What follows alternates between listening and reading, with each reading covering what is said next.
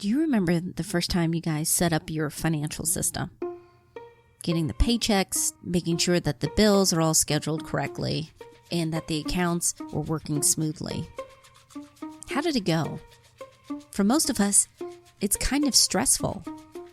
Even if you're deeply in love, it's tough to talk about money because it seems like couples attract the opposite personalities. And if you don't find a system that works for you, it can lead to stress, fights, and in some cases, divorce.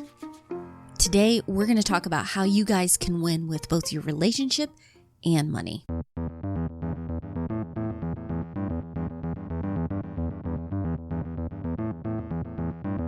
Welcome to the Couple Money Podcast, the show where we share stories and advice on building up your marriage and wealth together.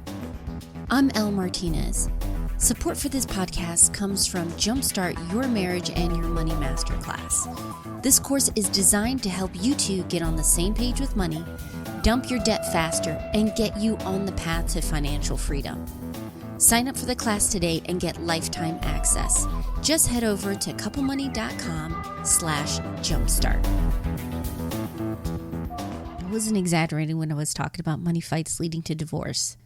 There are several studies that show that it is a big factor when couples break up. So getting on the same page with your finances is crucial if you guys want to have a strong marriage. Money problems, though, are usually symptoms of a deeper issue. It can be within our relationship, how we communicate, or it can be an issue we ourselves have, like anxiety or depression. From our personal experience and hearing from other couples, it is more common than you think.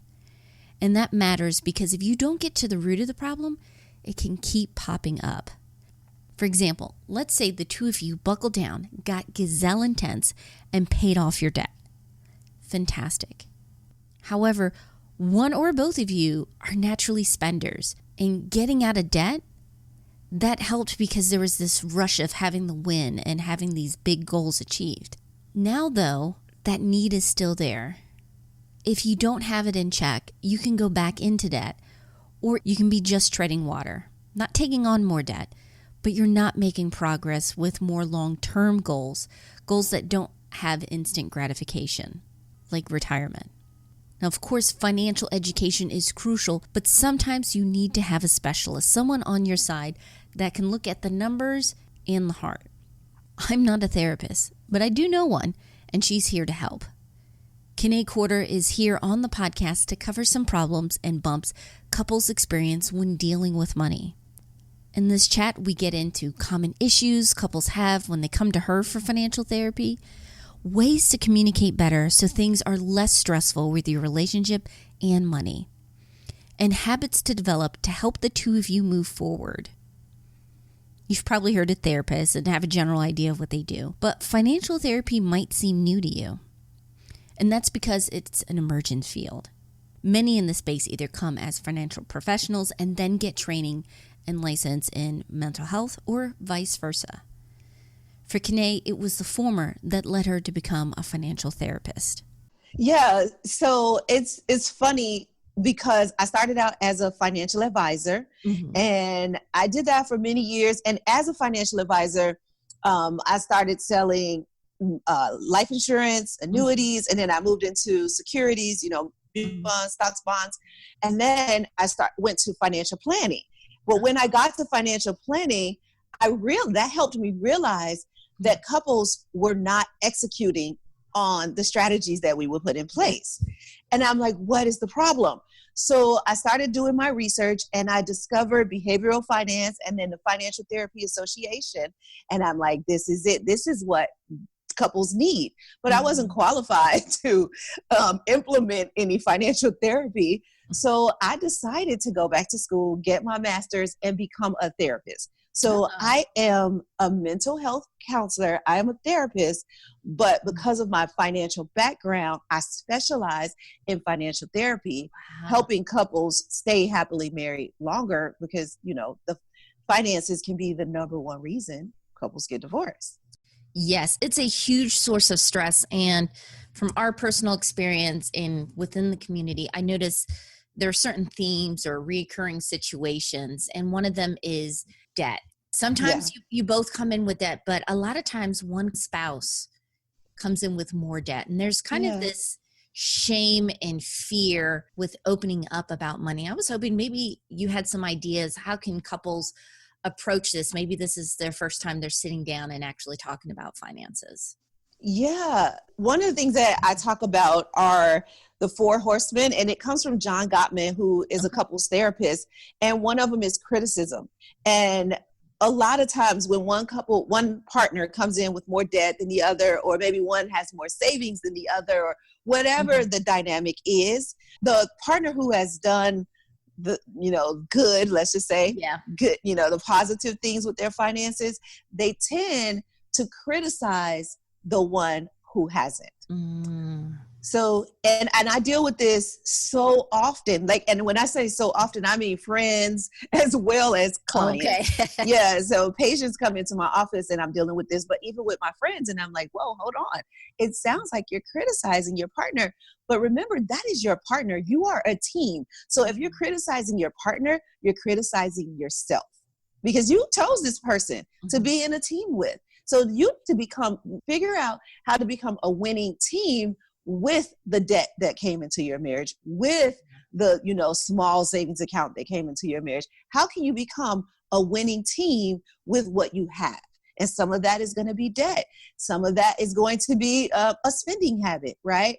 So how do you adjust your mindset so that you are accepting rather than criticizing? Because I guarantee you, if you build your partner up, you have a better chance of them getting on board than you do if you tear them down. It really is a foundation. I'm glad you bring that up. Yeah. And I think when couples figure out that it's about the team and not about the individuals, there's that quote about the sum of our parts or something like that. We are better together. If we can get on the same page, it's so much better together. And you and I have talked about how it just moves so quickly. Once both partners get on board, it just picks up momentum. And so if you're criticizing each other, because I guarantee you, if you're criticizing one partner about not having enough savings or having too much debt, then they're finding a way to criticize you, right? It might be your cooking. That's true. I think that's human nature. We have pride, and when we're criticizing, we are attacking each other and hurting each other in ways that not only affect us financially, but in the relationship.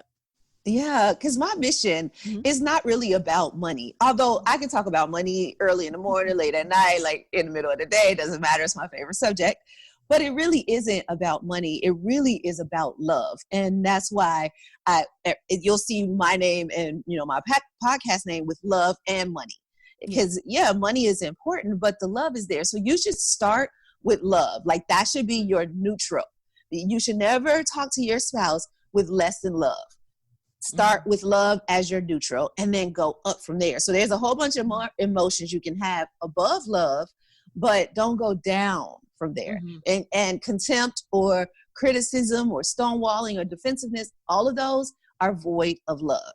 So if you put the love first, then you can have the money conversation, because it's like, well, I know if I do this, this is going to upset my spouse. Let me have this conversation and say, my love, I really want to do this, but this is not, I don't know how, right? Like, let's get a course together. Let's read a book together, or you've been doing it right. Show me what you've been doing. But if they come to you that vulnerable, you cannot throw it in their face. If they come to you that vulnerable, you have to say with grace, oh, thank you. Thank you for allowing me to work with you on this. Yeah, I think that's really important. I know I used to, when I was writing about personal finance and stuff, one of the things I was like, know your numbers, and that'd be the first thing. But now I've kind of taken the step back and I'm like, wait, first of all, you got to talk about your why. Your style, like what are your dreams? What do you want to do together? And then you can kind of work backwards and like, where are we now? But that was something that I realize now with the relationship, you have to have that foundation.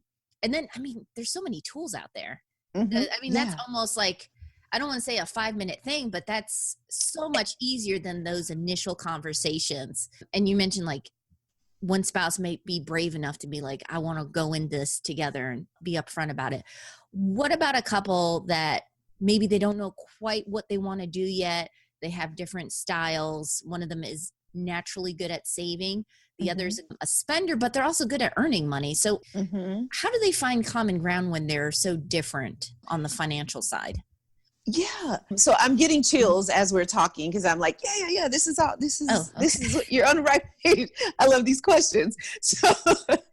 So part of the first thing I heard you talk about is really the numbers, right? Know your numbers. And that's like 5 minutes of the conversation. And it's true. You're right. It is just a few minutes. When couples have come to my office, when I was a financial advisor, but also as a financial therapist, the first thing they want to talk about sometimes is the numbers, or they get upset if I don't talk about the numbers too quickly, right? They're like, well, I thought we were going to talk about the finances. Yeah, we are going to talk about the finances, but let's get two things straight. Your mindset is going to come first, and we've just talked about that. That's that team mindset and that love mindset, right? But also the mindset that we've got to communicate and collaborate and connect, right? So there are actually 5, but those are the 3 that I want to touch on first. Okay. Communicate, collaborate, and connect, right? So if one person is good at earning and the other one is good at spending, that's a whole nother subject. But if one person is good at earning and the other one is good at saving, they actually collaborate really well if they allow themselves to. So I work with something called the money mentality. And your money mentality basically is your money personality. And I have couples take a quiz to figure out their money mentality. And most times, most couples have different money mentalities. But what we do then is we sit down and we figure out what are the positives in one partner's money mentality, what are the positives in the other partner's money mentality. Then what are the negatives? Because we got to look at both and be realistic. So what are the negatives and what are the negatives here? So what can we delegate, right? So if one person has negatives in one area, maybe they delegate that stuff to their spouse. And then where they have positives, like you're really good at this, you do that, and then let them stay in their lane, right? Yes. Let them do their work. Don't get all in their business. Oh, well, you said, do it this way. Wait a minute. Remember, if I remember correctly, this was your negative. This was your challenge. And you're going to try to tell me how to do it? This was my positive. But you bring up a good point. I think, and I know people mean well when they say like we split things 50-50, I kind of think that it means it's the same. Yes. But that's one of the things to me, I feel is a strength of marriage is that you're bringing 2 different people with 2 different strengths. Yes, ma'am. And so it's kind of like you're playing on a team. Some of you are going to be more offensive. Some of you are more defensive. Play to your strengths. Do that, Yes. I Absolutely. love that. Stay in your lane and let them stay in the loop, but stay in your lane. Right. Exactly. That's a great way to put it. I love that. So stay in the loop because you want to inform. That's the communication part of it, right? You want to inform, but you want to give them the autonomy to do what they do best and just do it. Right. And like you said, you're bringing these strengths to the marriage. It doesn't have to be 50-50. So some people say, oh, I want balance. Right. But balance means the same amount on one side as there is on the other. But what I try to help couples look for is harmony. Harmony is way better than balance, trust me. And what harmony might mean is like, I'm going to bring 70% to this particular thing that we need to do, right? And you bring 30% because that's what you have to give. But you might be bringing 70% in something else that we do, and I bring 30% in something else that we do, right? And in that case, we have harmony. We don't have balance because I didn't put the same amount in as you put in, not in this thing, right? And you didn't put the same amount in that I put in the other thing.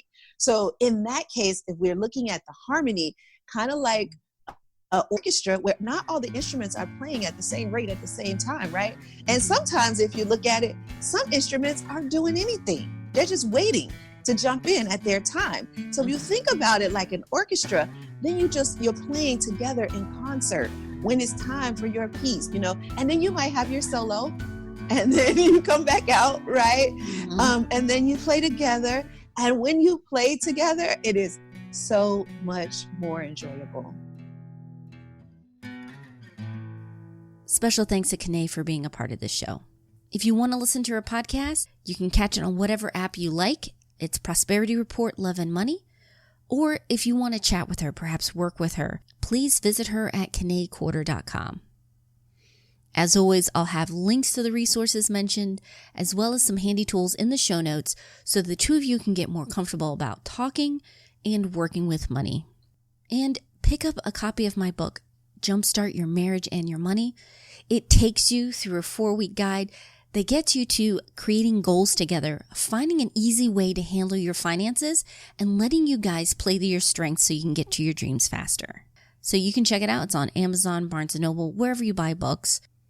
Our theme song was written and performed by Gentle Regime. Additional music by Lee Rosevere and Music for Makers. And if you want to stay on top of the podcasts, videos, articles, make sure you're subscribed to the community. I send out weekly updates with everything we release, as well as some behind the scene and exclusive stuff. Plus, it's free. Just head over to couplemoney.com/join. Finally, and most importantly, thank you so much. I love hearing from you as you guys are going on your journey paying off the debt or getting closer towards retirement. So please keep them up. You can always reach me, l@couplemoney.com. I hope you have a great week. Take care.